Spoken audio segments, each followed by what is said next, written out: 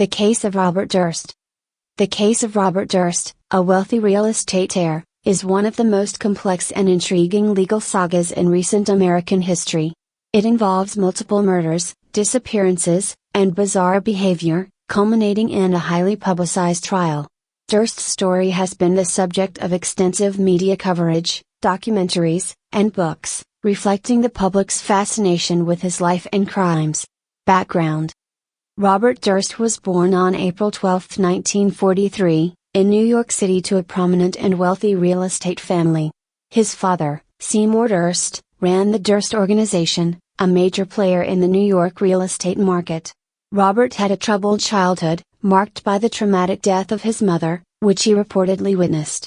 He graduated from Lehigh University and attended UCLA, but his life took a series of dark turns that would eventually make him infamous.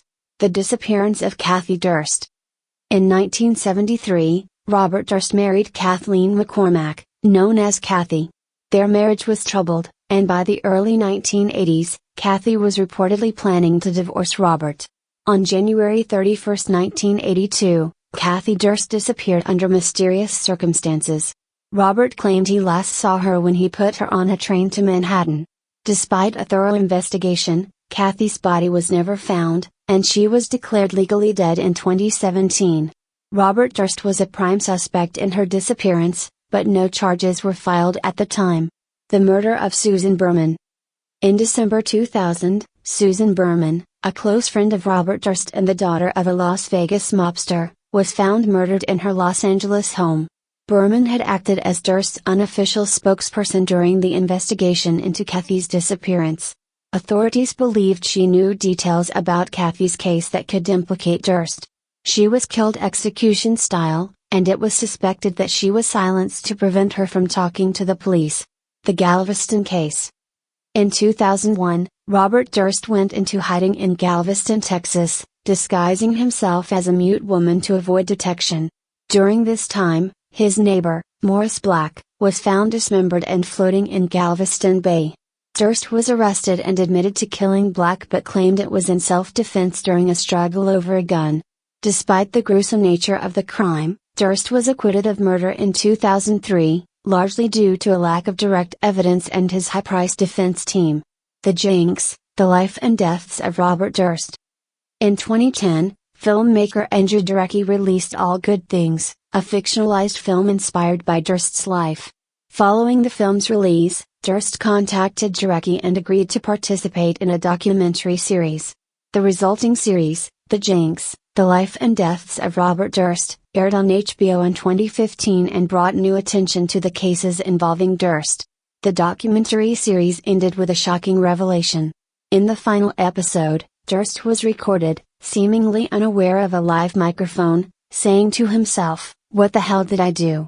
Killed them all, of course." This apparent confession, combined with new evidence, led to Durst's arrest in March 2015, just before the final episode aired. Trial and conviction. Robert Durst was charged with the murder of Susan Berman in Los Angeles. His trial began in March 2020 but was delayed due to the COVID-19 pandemic.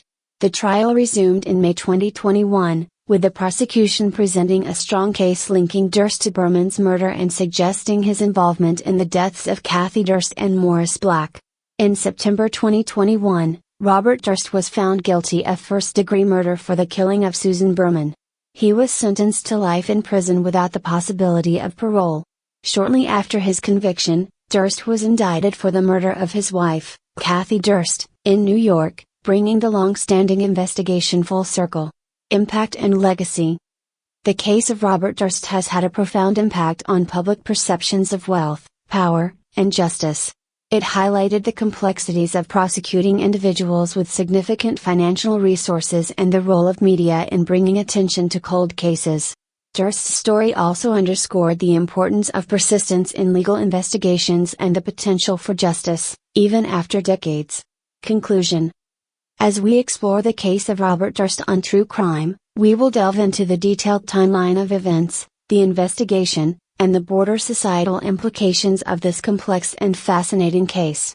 Join us as we examine the evidence, the impact on the community, and the ongoing debates about wealth, justice, and the power of media. The story of Robert Durst serves as a powerful reminder of the lengths to which individuals will go to evade justice and the relentless pursuit of truth by those seeking to hold them accountable.